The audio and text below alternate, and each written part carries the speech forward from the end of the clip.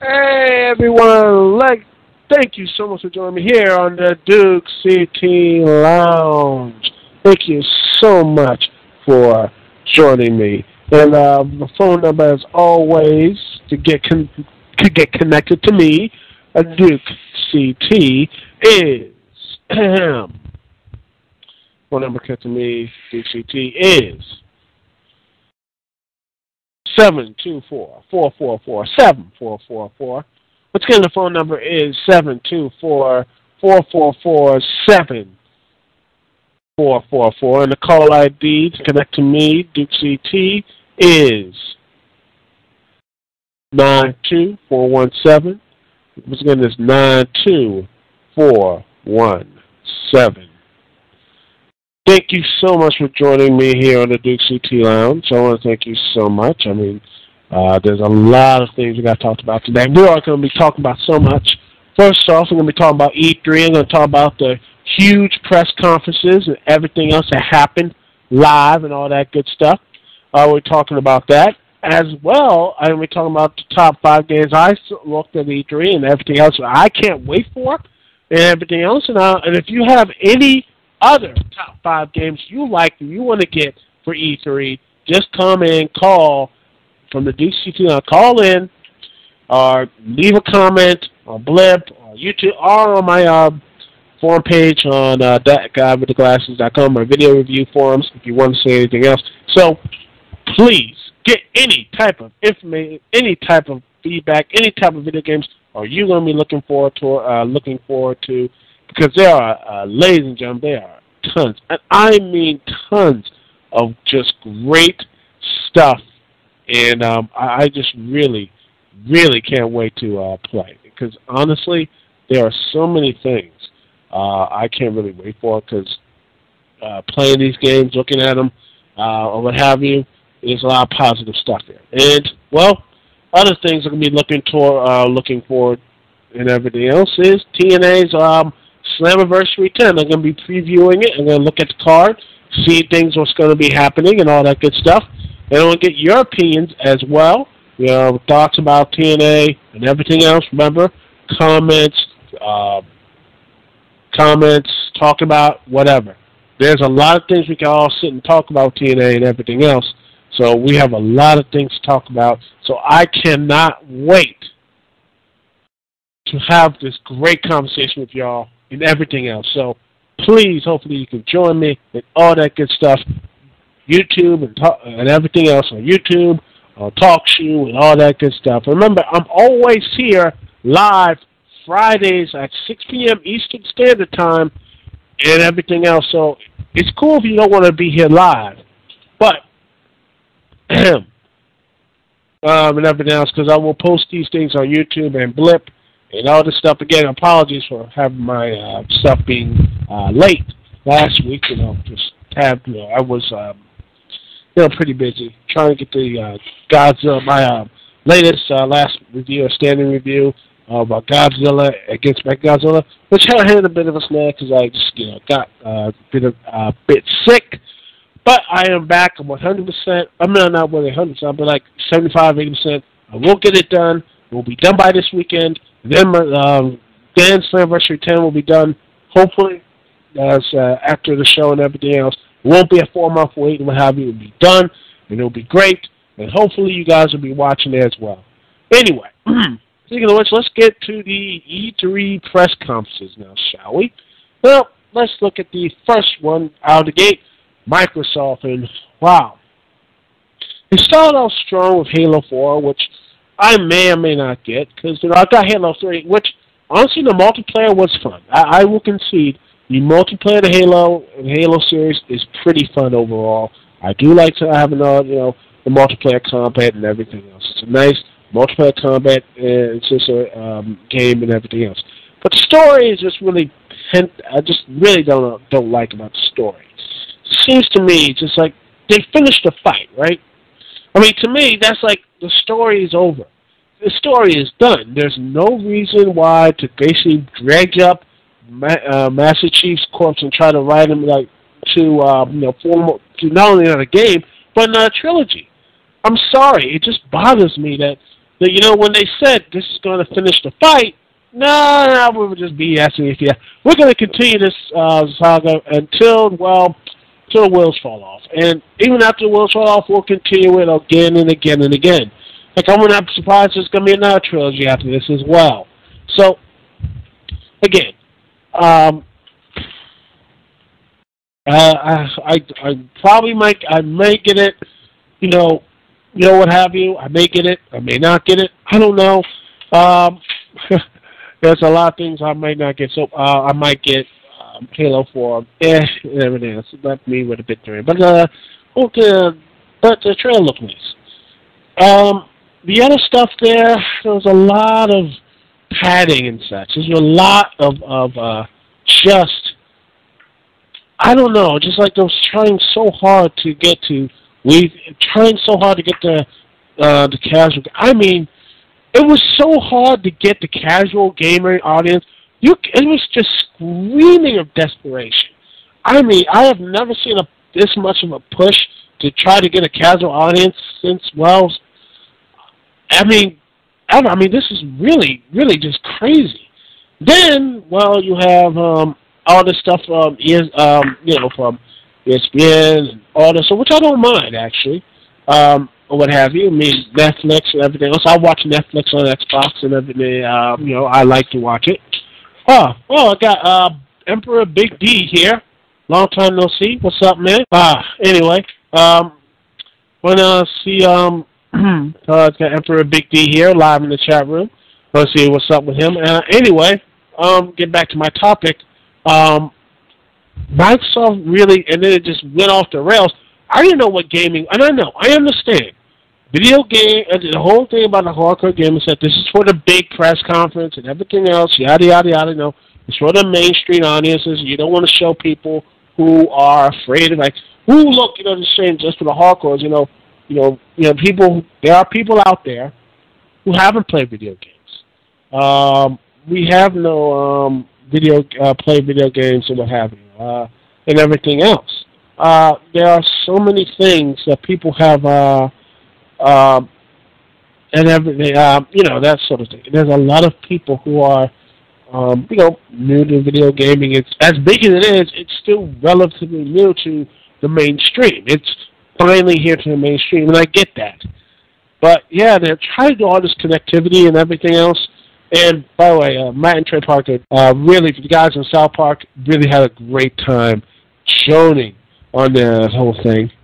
By the way, South Park, the game looks cool, and that's one of my top 5 games. And I will not be trying to get into that or what have you. Let's see. What else?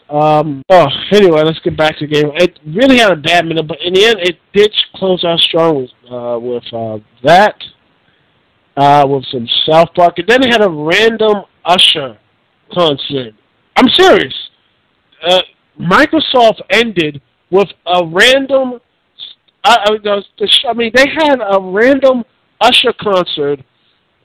Guy doing there's Usher legitimately came out and did a performance right after the South Park guys promote Dance Dance 3, and I'm like, okay, he's gonna do some special dances and what have you. He's gonna talk about the game. No, he did a concert, and I'm like, what the? I was like, what? I was just amazed at that. And to say the concert, it was good, or what have you. It was nice, but I just felt, in the word, out of place. It just felt like it was just bam, that's a concert. What? No, just very weird, very out of place. But yeah, it was a very, very just odd and weird conference or what have you. But Microsoft, it was okay, or what have you. And honestly, there are some interesting stuff they're gonna have. And there's also interesting games to have, South Park, Assassin's Creed, and all that good stuff. There are a lot of ton games for them to really look forward to and everything, Lara Croft, Tomb Raider, that looks good, and everything else, that sort of thing. It really looks nice. I really like that. I really do like some of the games they did present there. But yeah, it just felt weird. It hovered around the middle. It got up there for the first part. Then went down. Then it got back up with South Park, and then it just went to this weird territory of Microsoft. Microsoft went in this weird territory with Usher. Just going into this weird thing and weird concert, and just ends with that. It just was a really weird thing. But anyway, I did not really like it. It was an average. Well, it was great, and I give it a C+. Anyway, we'll be right back. I'm going to take a little. I'm going to take a little break. I'm going to be right back with Sony's and Nintendo press conference as well, and I'm going to be talking about the Ubisoft one and everything else, and my thoughts about that as well. We'll be right back here on the Duke CT Lounge.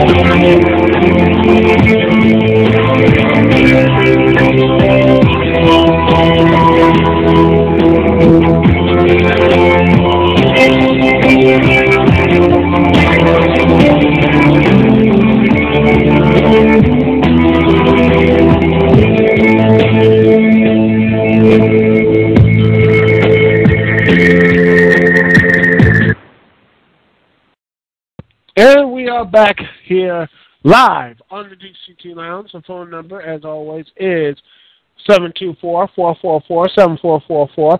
Once again, the number is 724-444-7444. And the call ID to connect to me, Duke CT, is 92417. Call ID is 92417. And if you don't want to do this, remember, you can always download TalkShoe Live Pro 2.0. And if you can download that, you can actually connect with your, you can use your, if you have a mic or what have you, webcam mic or just a mic and everything else, you can just talk to the person live right there. We don't need to call or what have you. It won't even connect. It won't cost a thing. And that's great. So anyway, we're going to be talking about this. Not talking about that, but we're going to be continually talking about the Duke here in DC Lounge. We're going to be talking about the E3 press conferences. Talking about, well, what's your thoughts about them? We just recently talked about the Microsoft one. We're going to now be talking about the Nintendo and Sony ones. First, let's talk about the Sony one. Sony was, honestly, it was actually okay. I really liked the Sony one, even though they did go off the rails again, trying to not talk about games. Again, I understand why they don't want to talk about games, because, well, it's their huge press conferences, you got the mainstream stuff as well. And they have to do a balancing act between the casuals and the hardcores to make sure that people buy the systems and play their games and what have you. But, yeah, it just felt like they went to the same trap, but honestly, they really had a good, really good stuff. Sly Cooper, Assassin's Creed, some other interesting stuff as well. I mean, there are a lot of games they're coming out with. To me, I haven't really liked the Assassin's Creed series. I never really liked it. I always thought, because as much as I liked the game, it was so expansive and so big and everything else, what have you. And the one thing that bothered me about the whole thing, the one thing that has bothered me about the Assassin's Creed series is, well, it is the combat. It's the combat that really bothers me. The combat just has this way, just so much. I couldn't do anything. It's like this. I just block, stab, block, stab, block, stab, block, stab. It's really just so bland, and it just bothers me to the point that I can't really play the game. It just was like, I didn't get the story and everything else was connected, but this just the combat was just so banal and plain. It just was like, I wish there was something more to it. And don't get me wrong, it's just that it's not that it's simple. It's just that it doesn't really connect. It doesn't have anything like, it's just block, stab there. Block, stab there. I like everything else about the planning and everything else. That is it. That's the problem with it. And I really don't like just didn't like the comment. But what I saw in the Sony press conference just blew my mind. It blew my mind, and just saw like, oh my gosh. And like, oh my God, just really good. So I was like, wow, I can't believe they have a ship back. Like, oh my goodness, a huge ship. They actually had ship battles of, competing ships and everything else. Like ready and fire. I'm like, wow, this looks really good. And I really hope it's not a Sony exclusive. I really hope the Xbox version have this as well. You're a naval commander. You actually can control, how you can go on to, cannon fire, like taking out and everything else. It's just, wow. I was so amazed by it, about how, the naval battles and everything else. I just like, man, I wouldn't really want to get this game. Just for that alone, I say screw the storyline, or what have you. I really would just play that, just for that game. Just for that, I would play the game. That's just my my personal thing. I would play a game just for that. That looks just amazing. Not to say that everything else in the Sony press conference really, again, they try so really hard for their connect. And no. Their complete failure was, their Potter Books thing and their move of trying really hard to that whole thing when they try to have that interactive interactive storybook, which honestly looks, wow, amazingly just bad. It looked really bad, and I was like, it looked so stupid. It looked really stupid, and I was like, come on, man. I mean, is there a market for it? Yeah, that looks nice for little kids and really trying to get everything else, but honestly, just read them a book or something. Read them a book, a nice little book, a nice little story, a nice little book or what have you. But if there is a market for it, and and everything else, if it gets all the kinks out, then yeah, I say let's go all in. Let's do it. Let's do it then. But honestly, it just felt like a completely. There's just so much trying so hard to pander for the casuals as well. Too much pandering to the casuals. And speaking of pandering to the casuals, we have, Nintendo, which I have to say Nintendo really, and I do mean really, just I don't say screw the poo. Just they felt like honestly it was.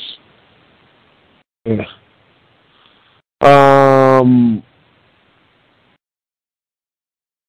You know, just really just not.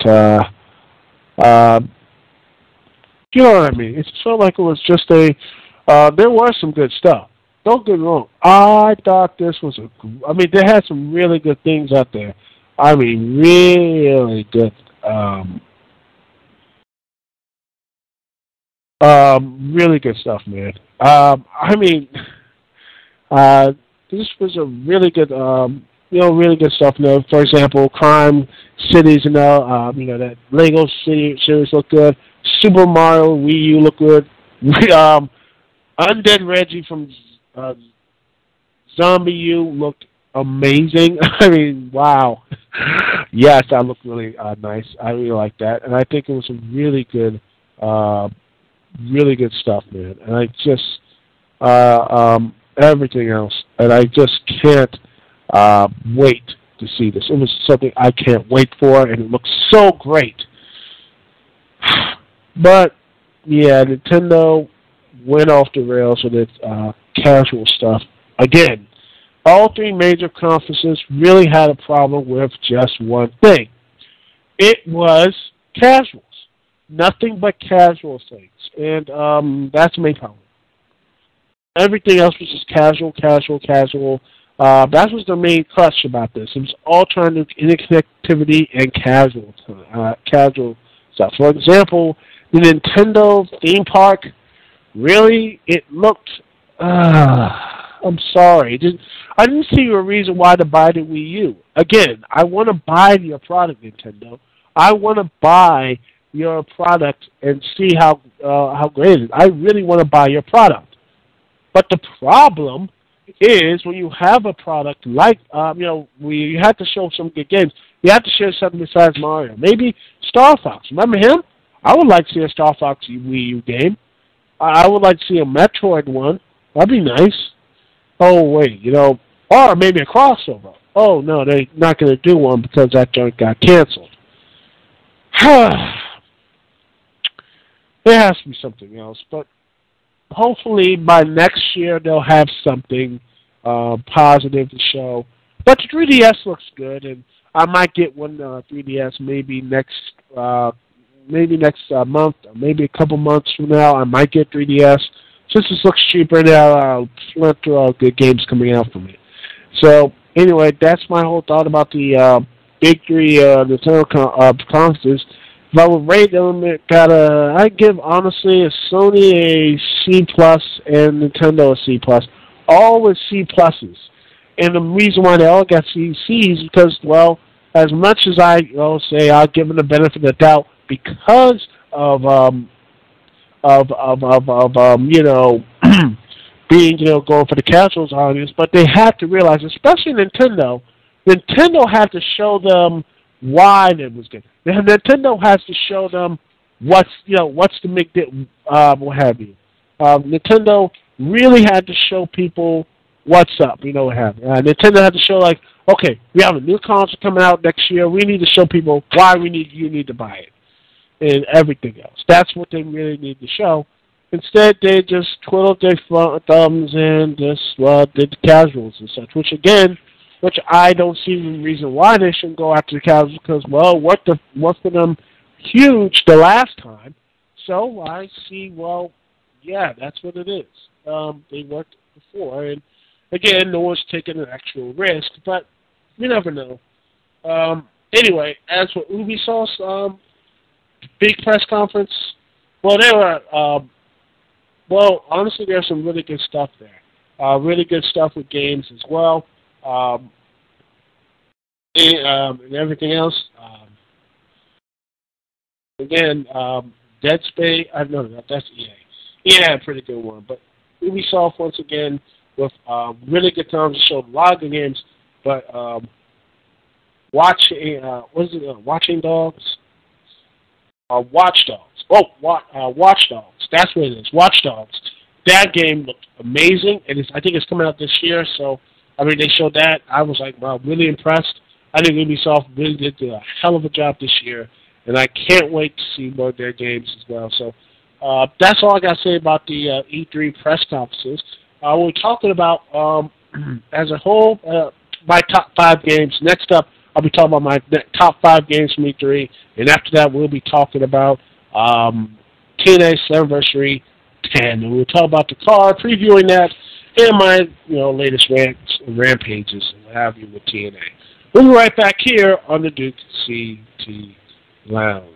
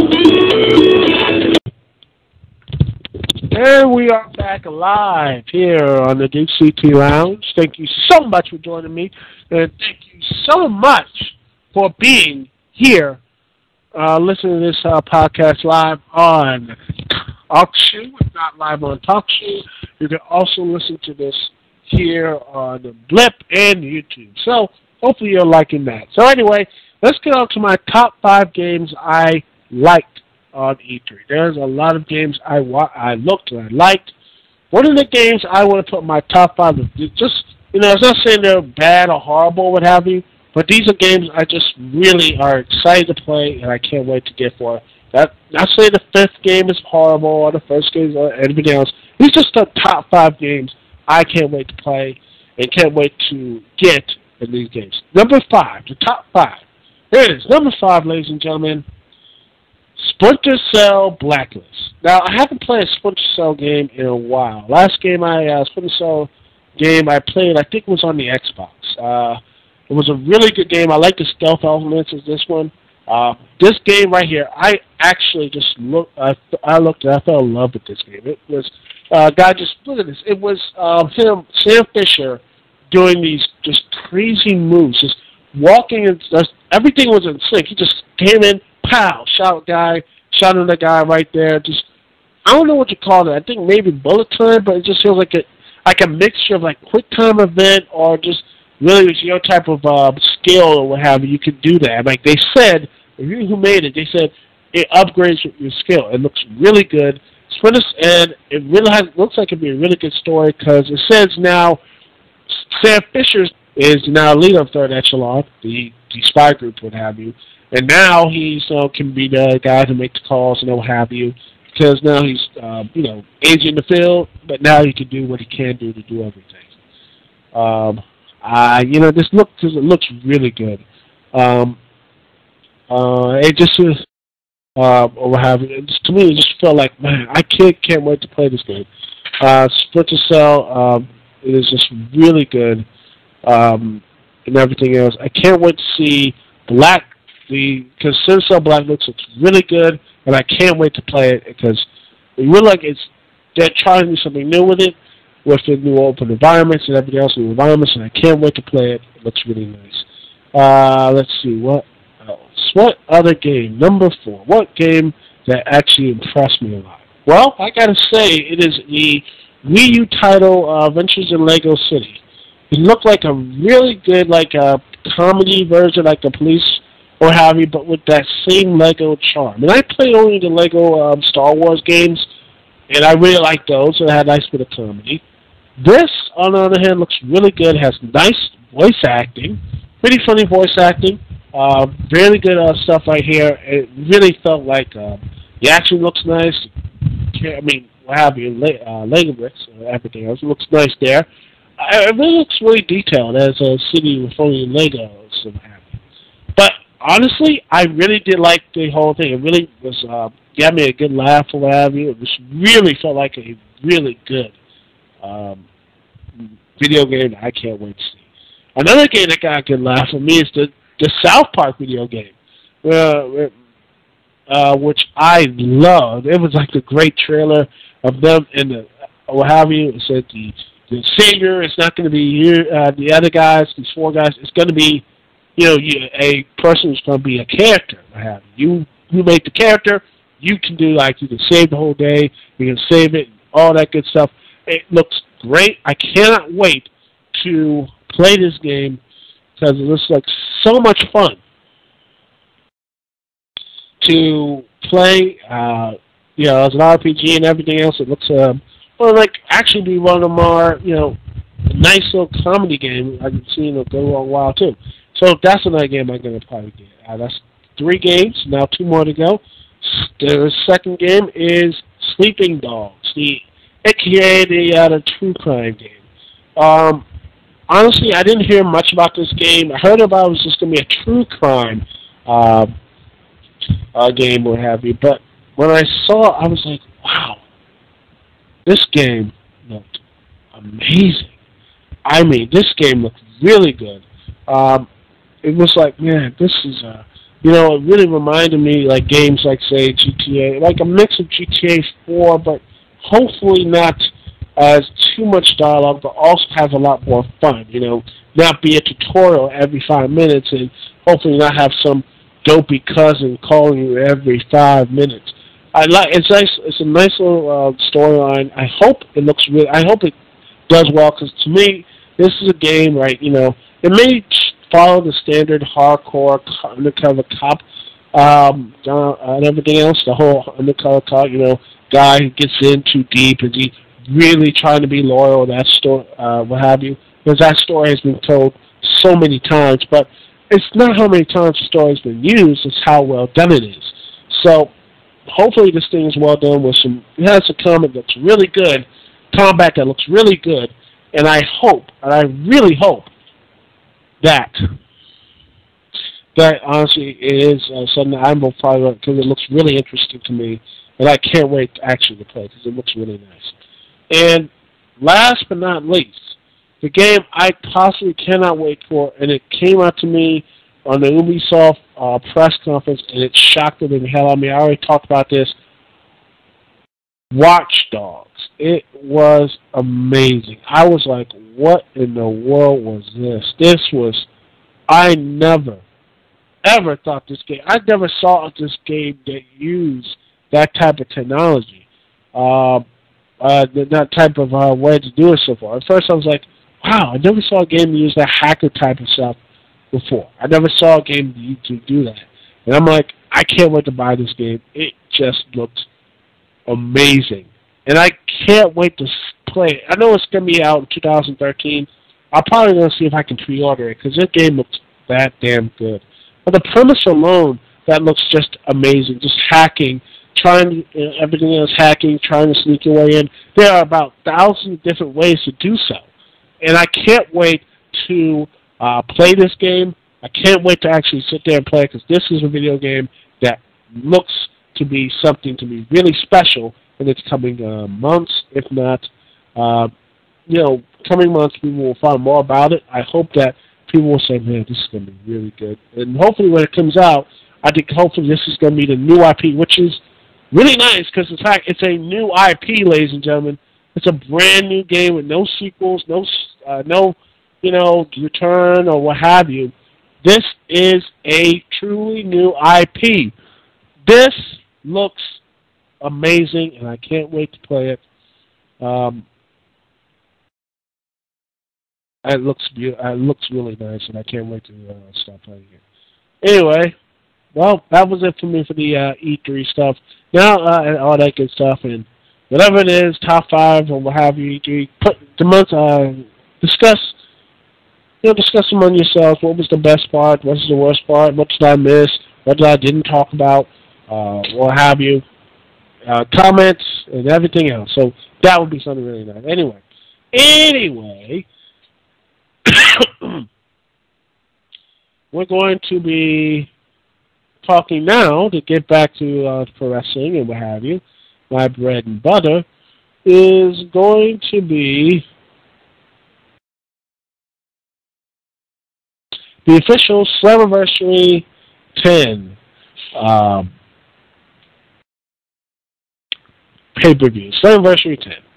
10 years of non-stop wrestling.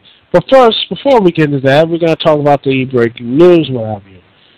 Is that Christian, yes, Christian Cage, or Christian, or what have you, is going to be joining, for one night only, coming back to the Impact Zone. I will Impact Zone, or wherever the TNA Slammiversary it is. I wonder. It just looks really nice. I hope they. I don't know how the deal they work with TNA. Maybe that was the deal they work with Flair or what have you. I mean, and everything else. It looked really. I hope it's really classy because it would be nice. I mean, it's nice seeing Christian back in TNA because it just reminds you how TNA screwed him over and over again.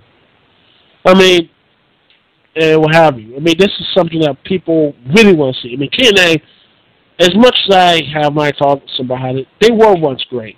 And I'm looking at the freaking Awesome Network boards. I think this guy, Andrew, is good, which I can't believe I'm actually going to say this, but actually has a good post. The same guy who compared Chris Jericho to Mother Teresa, what have you. He actually makes a good post right here. He says, a really good, interesting post. He says, I wish WWE and TNA could do this together. Guys in WWE and TNA need to be freshened up. Turning talent for a bit would do wonders. Randy Orton and The Miz are two guys who would benefit being traded to TNA. With two big names like that, TNA could give maybe three guys like Dennis Samoa Joe and Matt Morgan. So less 2 years later, they're traded back over. Or some guys fit better in one company and some guys fit in the other. That sort of thing. But then again, that sort of thing. And I really that would be a really good idea. But as Christian coming there for a one-night offering, you know what? I think this would not be a bad idea. This is really nice. And I can't wait, honestly. Maybe it would be nice to see him in the Impact Zone one more time before he goes back to WWE where no one really, he gets cared about because he's the Intercontinental Champion, so. Anyway, get back to the point. I'll probably make a huge video about this later on, so to continue my topic and what I would do and everything else, and my thoughts, my other thoughts about this as well. But I don't want to overrun because we're going a bit late. I don't want to keep y'all listening to this for 2 or 3 hours. So anyway, let's get on to TNA Slammiversary 10. Let's talk about the entire card, ladies and gentlemen. First up, we have singles action. Kid Cass taking on Supermax Hernandez. Why are they fighting? I have no idea. It just seems to be a bit padding, if you ask me. But maybe they have some feud on Explosion or what have you. I just don't know why this is added in there. Maybe it's just something to do. Maybe it's something to get both guys a paycheck. I honestly don't know what it is. Just seriously, I'm just tempted to say screw Hernandez. Just get rid of him at one point. But I'm just tired of him. My personal opinion. I'm just tired of the guy. But anyway, Kid Cass versus Hernandez. That's just, I don't know why this is here. I don't know why this is here. Maybe it just seems to me, it's just, there's other ways you can put this in, put these guys there. I don't know, maybe a King of Mountain match for a #1 contendership for the TNA Championship. I don't know how you make it work, but something. This is just too random of a match. Why is this here? This is probably one of the most random matches on a big pay-per-view for a wrestling company since, well, Randy Orton versus Kane. It just feels just weird and awkward. That's what it is. This match feels weird and awkward. So anyway, moving on. We get into our next match, the open challenge for Crimson. I think it's going to probably be Matt Morgan's return or something, because I don't really care about Crimson. I just don't. I like his heel turn, but I just feel like he needs something. I honestly think it's going to be Eric Young, and they're going to embarrass him somehow, and he's going to lose his undefeated streak. I don't know. It just bothers me. I mean, I don't mind a guy using a heel, because that would be interesting to use a guy using a guy who's a heel with a winning streak, which is nice, something I've never seen before. But the way they present him is just, well, odd. I mean, he's not really a big part of the show. To me, I think Crimson would be more set with the TV championship than just having him just be undefeated with no gold. In fact, the last time he had gold was his tag team partner, Matt Morgan. And they showed that in the promos and what have you, and, well, you know, that relationship didn't work out. Anyway, I just can't wait to see it. I don't know who's going to show up, but I really don't care. Next up is Robbie E. and Big Robbie T taking on Devon and Garrett Bischoff. Oh, joy. I honestly don't care about this one, folks. I really don't, because as much as I like Devon, and I really do, he just doesn't care. I don't care about Garrett Bischoff. I don't care about Robbie E. I don't care about Robbie T. I don't care. These guys, I mean, seriously, it's just, you guys should not be anywhere near the TV title, TV ring. I mean, to me, Crimson should be the TV champion. That would be a really good way to push them. It would be really nice to do that. Put them in the TV title rings. It would be nice. Instead of trying to get Garrett, Robbie E., Robbie T., and Devon, who won against Robbie E., and somehow Robbie E. is still butthurt about it, so he keeps interfering in Devon's matches. Why is he interfering I mean, seriously, at this point, why doesn't Hogan say, hey, you keep interfering in the matches with Devon and what have you? You can't do that. So instead, you know what we're going to do? If you lose against, you know what? If you lose this tag team match, or what have you, you can never interfere in matches again, or what have you. If you do interfere, you're fired. Or in fact, just say, you know what, you keep interfering with my match, you keep interfering with TV title matches. Just say, you know what, Robbie E., Big Robbie E.T., you're done. You're gone. You can't keep interfering in matches, no consequence. Fine or suspension. Something. It just seems like Hulk Hogan does not know what he's doing. Anyway, I don't really care about this match. I have Devon Garrett winning or what have you. Next up is Joseph Park and Bully Ray. Don't really care about this. Again, I don't really care. A non-wrestler versus a wrestler. Somehow, I think Joseph Park is going to show how I'm worth it to Abyss, and Bully Ray will get his comeuppance. I don't care. Joseph Park for the win. Next up is the Samoa Submission Machine taking on the greatest man who ever lived. Samoa Joe taking on Austin Aries for another title. Samoa Joe goes from heel, face, to back to heel again.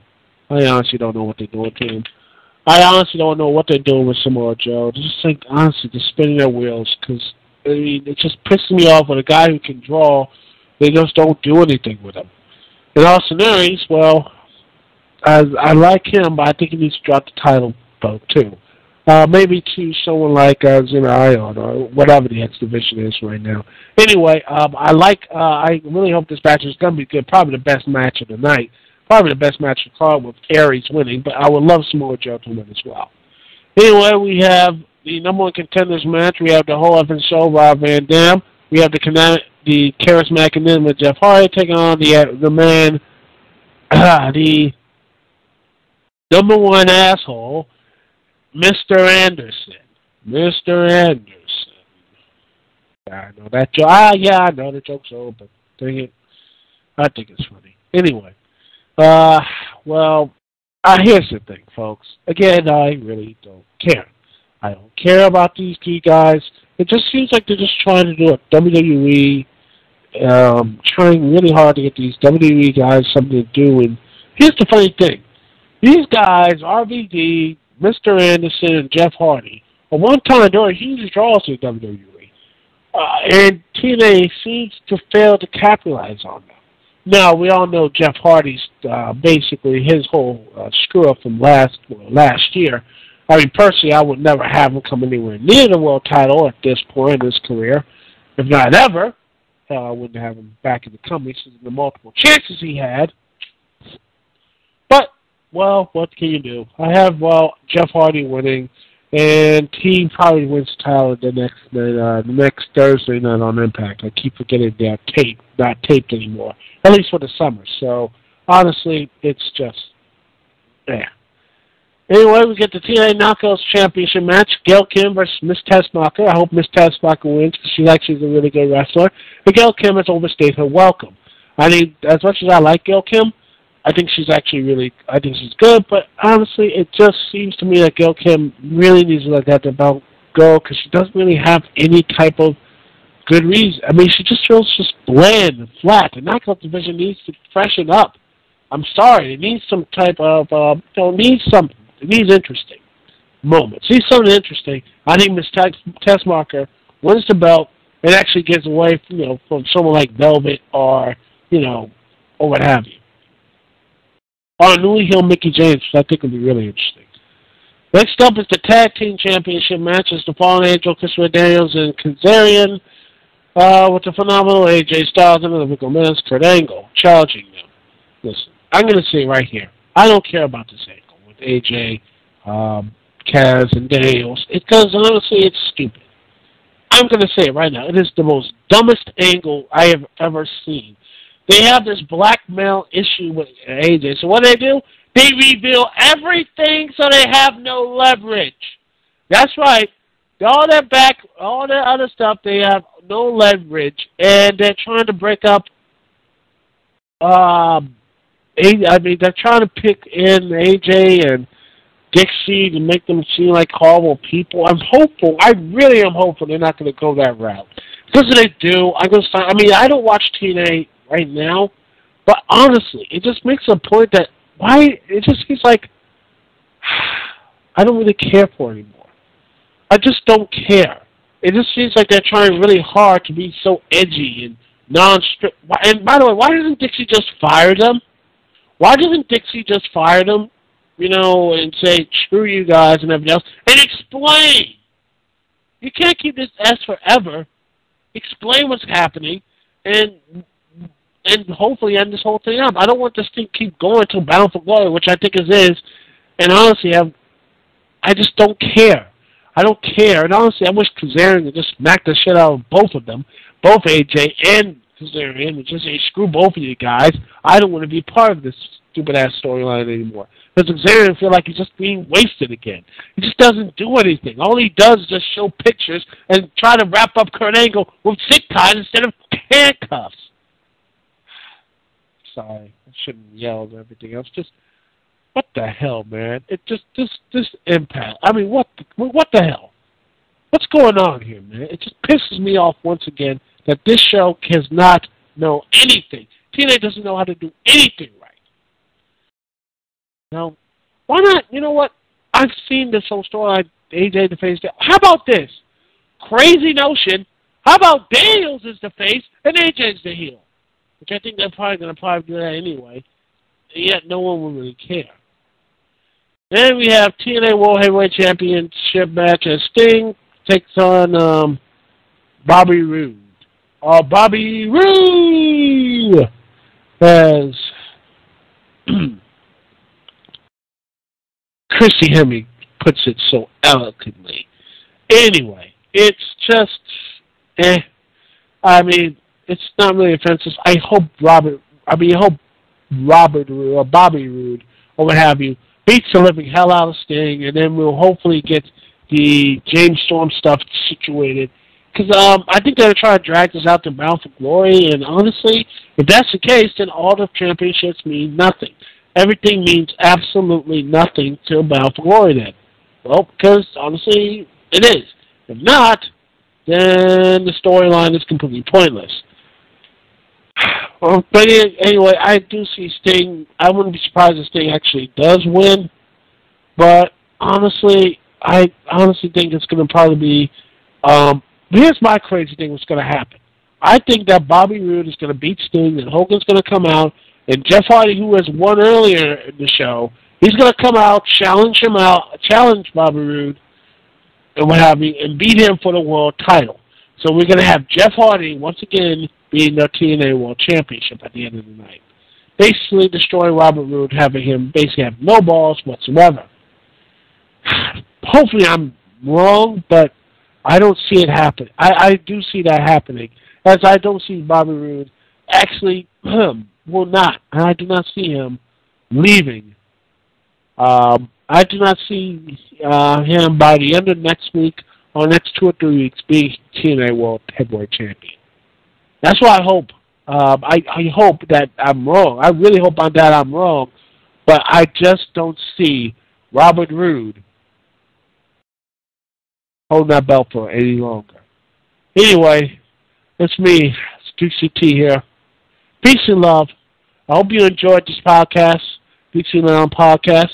Remember, share, like, favorite, comment, what have you, and everything else. Thank you so much, Dukect. Peace and love. See y'all when I see y'all later.